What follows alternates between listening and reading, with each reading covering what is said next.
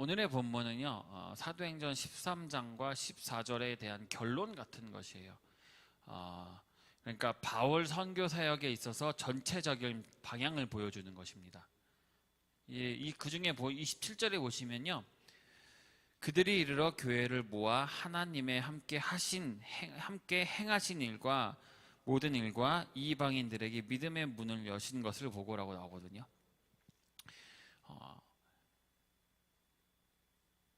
그런데 재밌는 것은 바울의 선교를 살펴보면요, 어딜 가든지 유대인들이 사람들을 선동을 해서 바울을 괴롭히거나 살해를 하려고 한다거나 단순히 괴롭히는 것을 넘어서 생명을 빼앗는 일이 굉장히 많았거든요.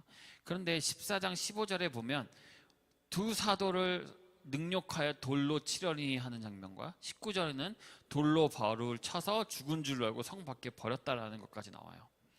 보통 이러한 일을 당하게 되면 이렇게 편지에 아마도 자기가 이러한 일을 당하고 있으니 기도해 달라, 또는 자신이 얼마나 위험한 처지에 있으니 나를 도와주고 함께 할 수 있는 보호할 사람을 보내달라 라는 편지들을 보낼 것인데, 바울은 그러한 얘기는 하나도 없고 하나님이 함께 행하셨다라는 말만 있어요.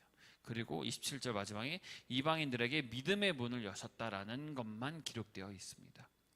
그래서 오늘 본문을 통해 우리가 알 수 있는 것은 앞으로 교회가, 그리고 성도들이 어떤 성격과 사명을 가지고 있어야 하는 것인가 라는 것에 대해서 나눠볼까 합니다. 초대교회의 바울의 사역과 오늘날 사역의 시당을 비교해 볼 때 가장 큰 차이는 적극성이라는 것입니다. 적극성. 바울의 전 사역을 보면 그가 복음의 비밀을, 예수 그리스도의 십자가와 은혜됨과 그리고 그 부르심에 관한 것을 전하는 일에 얼마나 정말로 적극적이게 했냐는 것이 임하였는지를 알게 됩니다. 그러나 요즘 시대에 그리스도인이라고 하는 사람들이 예수 믿는 모습을 보면 얼마나 소극적인가라는 것을 알 수 있죠. 그렇다고 믿지 않는다는 것이 아니라 조금 감축이 되었다라는 것이에요. 어떤 것은 적극적이고 어떤 것은 소극적이냐, 이런 것도 중요하지만 그보다 더 중요한 것은 왜 그런 신앙의 상태의 차이가 생겼는가 라는 것입니다. 그 이유가 더 중요한 것입니다. 말하자면 바울의 사역과 그의 신앙은 이렇게 적극적인데 왜 오늘날 우리의 사역은 이렇게 소극적으로 변하게 되었는가 라는 것이죠. 바울이 가진 신앙의 기초가 담겨져 있는 구절이 있습니다. 우리 한번 찾아보겠습니다. 사도행전 4장입니다. 4장 10절 한번 읽어보겠습니다.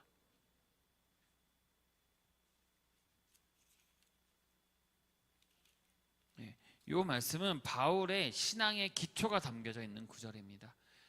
읽어보겠습니다. 시작. 너희와 모든 이스라엘 백성들은 알라. 너희가 십자가에 못 박고 하나님이 죽은 자 가운데서 살리신 나사렛 예수 그리스도의 이름으로 이 사람이 건강하게 되어 너희와 앞에 섰느니라.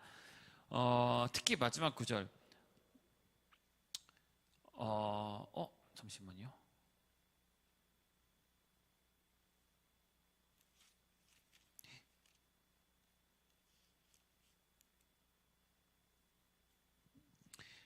구절 잘못 가져왔네요. 어쩐지 이상하다 했어요. 다른 구절인데 제 기억이 안 나요. 근데 그 구절에 보면은 다른 이로서는 구원을 얻을 수 없나니라고 나오거든요. 12절이에요. 4장 12절. 한 번만 더 읽어보겠습니다. 4장 12절. 이게 말씀 오늘 좀 많이 찾아보다 보니까 헷갈리네요. 읽어보겠습니다. 시작.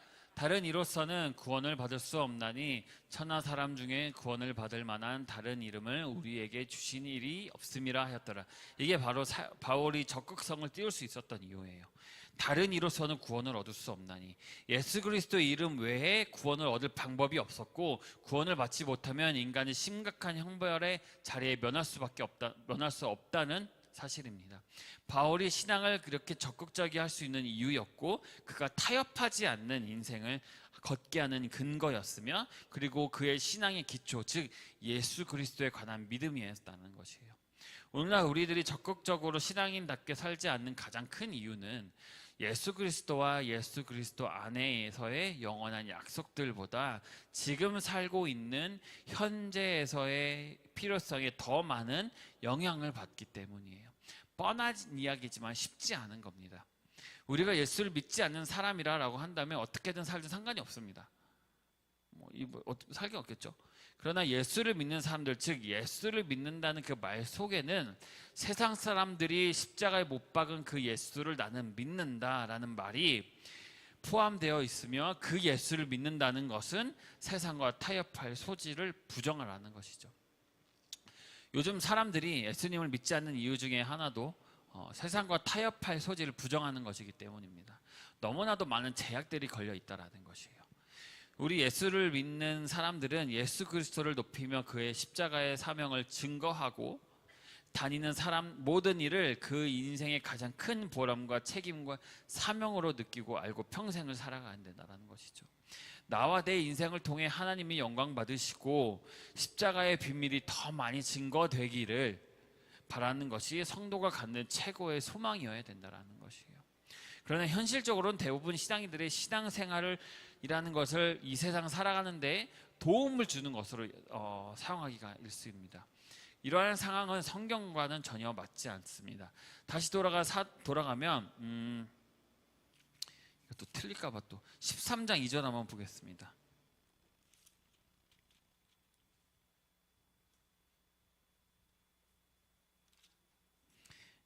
있습니다. 시작. 주를 섬겨 금식할 때에 성령이 이르시되 내가 불러 시키는 일을 위하여 바나바와 사울을 따로 세우시니라 하시니, 이게 뭐냐면요, 이 성경과 세상을 구별짓는 말씀이에요. 즉 바울과 바나바의 사역이 적극성과 타협성을 가지게 되는 그 근거를 자기 인생을 살지 않고 그에게 어떤 일을 맡기신 본분에 의해서 살아가고 있다는 것이에요. 바나바와 사울을 따로 세우라 하시니라고 되어 있잖아요. 내가 불러 시키는 일을 위하여. 그러니까 4절에는 뭐라고 나오냐면요, 두 사람이 성령의 보내심을 받아라고 나오거든요. 그 말씀으로 인해서 13장과 14장에 기록된 선교 사역을 떠난 것입니다. 두 사람이 성령의 보내심을 받아서, 그렇기 때문에 사역을 떠나는 것이에요. 하나님이 시키신 일을 하러 간 것과 자기가 하고 싶은 일을 하는 것과는 인생관이 다를 수밖에 없습니다. 그것이 우리가 물어봐야 할 질문입니다. 우리의 인생이 우리가 정한 것이냐 하나님이 정한 것이냐 하는 것에 대한 분명한 나름대로의 결정이 있어야 된다는 것이에요. 하나님을 믿는 것이 자기 인생과 자기 욕심을 채우는 수단으로 동원되지 않도록 각자 스스로를 분명하게 점검해야 된다는 것이에요. 자기를 속이지 말고 또한 하나님을 속이지 마시기 바랍니다. 하나만 더 읽어보겠습니다. 갈라디아서입니다. 갈라디아서 1장 6절입니다. 굉장히 중요한 말씀입니다. 갈라디아서 1장 6절입니다. 읽어보겠습니다. 시작. 그리스도의 은혜로 너희를 부르신 이를 이같이 속히 떠나 다른 복음을 따르는 것을 내가 이상하게 여기노라. 내가 이상하게 여기노라. 왜냐하면 우리가 살아가는 인생에 있어서 하나님께서 불러 시키시는 일, 그분이 보낸 일 외의 것으로 우리의 인생의 길이 변경되고 목표와 방법과 원리와 변형이 되고 있다면 그건 저주를 받을 것이다 라는 말과 똑같거든요. 2절에는 그리스도의 복음을 변하게 하려 함이라 라고 나와요. 4절에는 우리가 너희에게 전한 복음 외에 다른 복음을 전하면 저주를 받을 것이라 라고 나옵니다.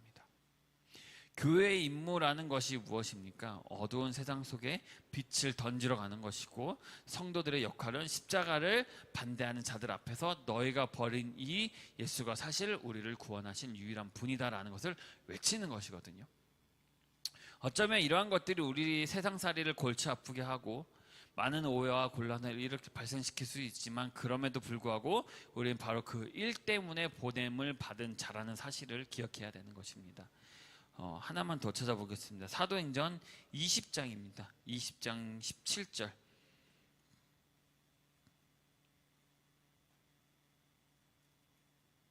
(20장 17절입니다) 읽어보겠습니다. 시작.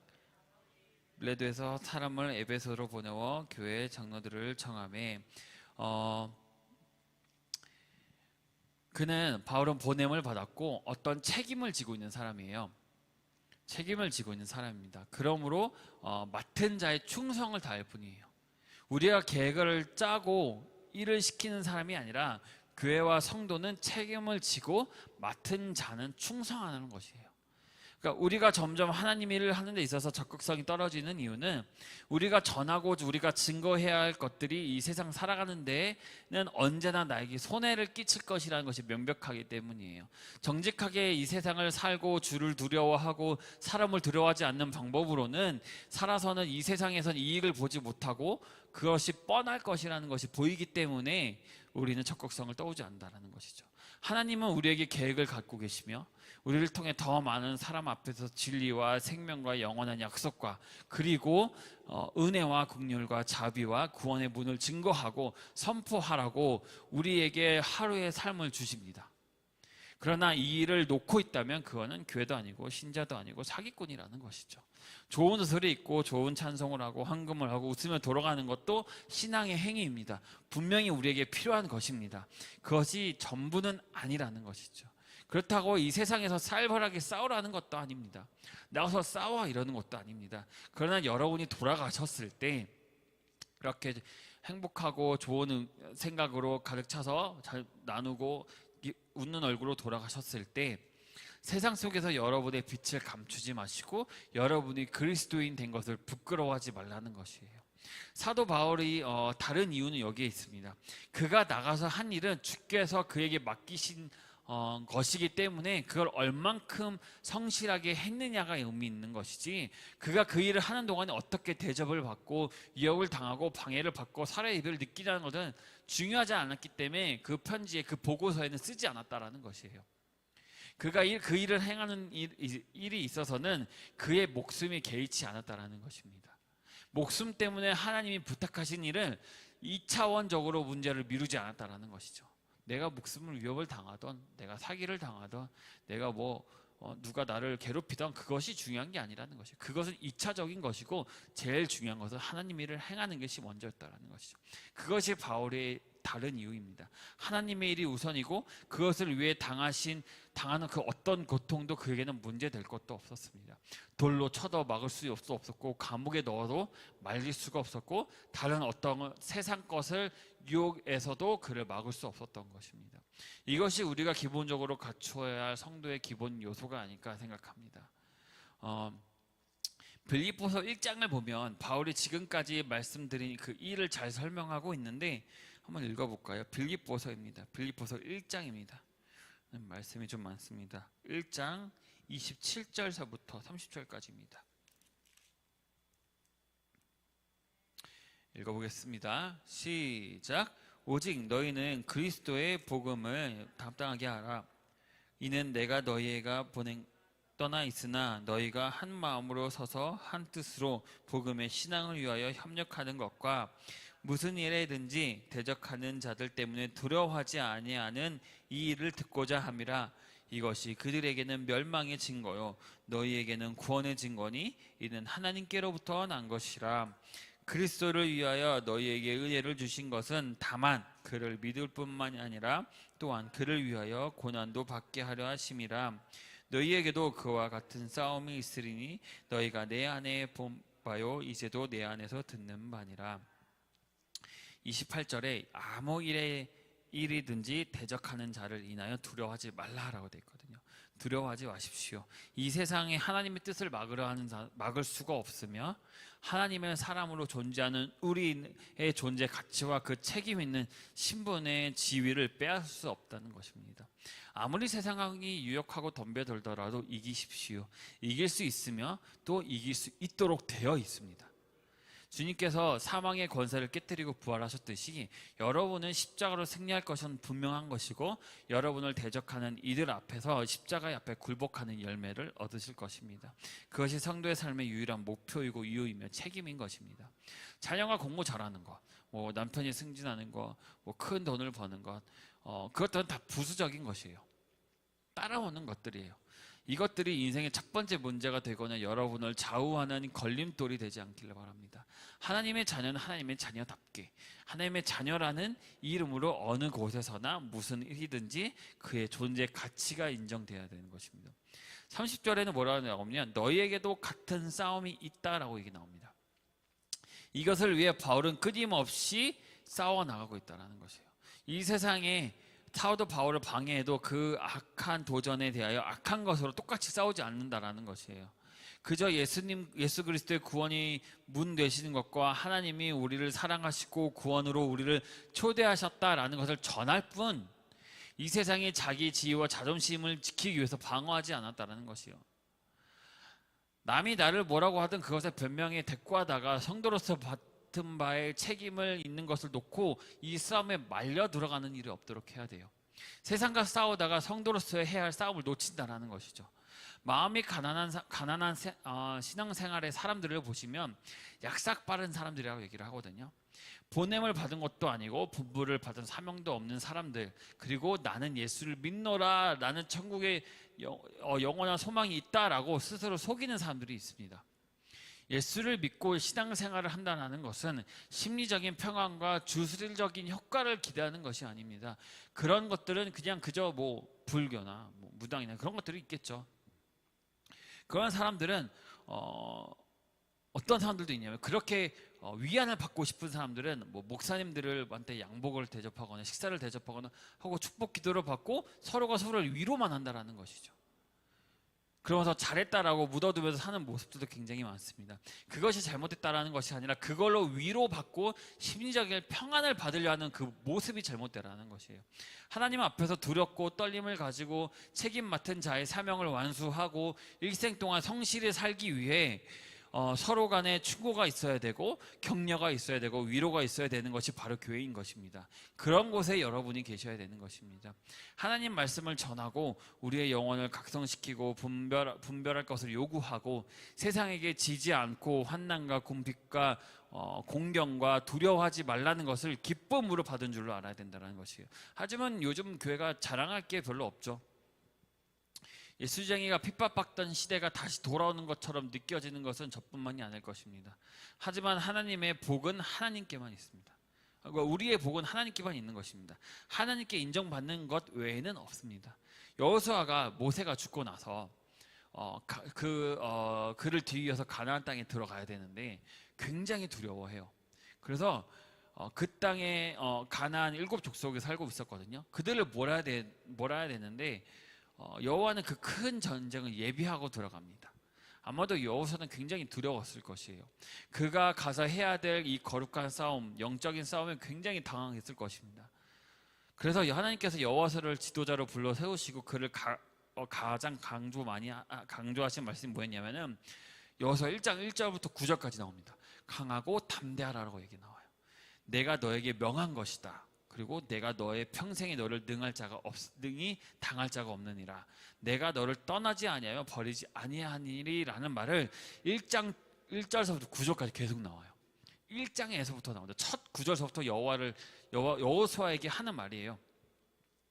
우리의 신앙의 생활에 적극성을 띠지 못하는 것은 하나님이 내 편이 된 것만으로는 이 일을 못합니다, 불안합니다라는 이야기가 되는 것이에요. 그러면 근본적으로 하나님을 믿는다라고 할 수가 없는 것이죠. 하나님보다 더 무서운 것이 이 세상 속에 있다라는 것이에요. 세상이 더 무섭고 하나님이 함께 하시는 것보다 돈이 더 무섭고 하나님의 심판보다 세상의 심판이 더 무섭다라는 것입니다. 물론 무서울 수 있습니다. 그러나 방금 여호수아에게 말씀하셨듯이 담대하고 강하라, 내가 너를 떠나지 아니하면 버리지 아니하니라 라는 말씀은 우리에게도 적용되는 것입니다. 여러분은 하나님을 믿으십니까? 온 천하 만물을 지으신 분을 믿으십니까? 하나님 여러분의 편이며 여러분과 함께 하시는 것이 여러분의 힘이어야 되는 것입니다. 더 이상의 다른 힘은 필요가 없습니다. 그분이 함께 하시면 명령을 주셨으니 그 명령대로 살아야 하는 것이 우리의 책임입니다. 그리스도인들의 신앙의 목적이 왜 잘 먹고 잘 살고 잘 노는 것으로 바뀌었을까요?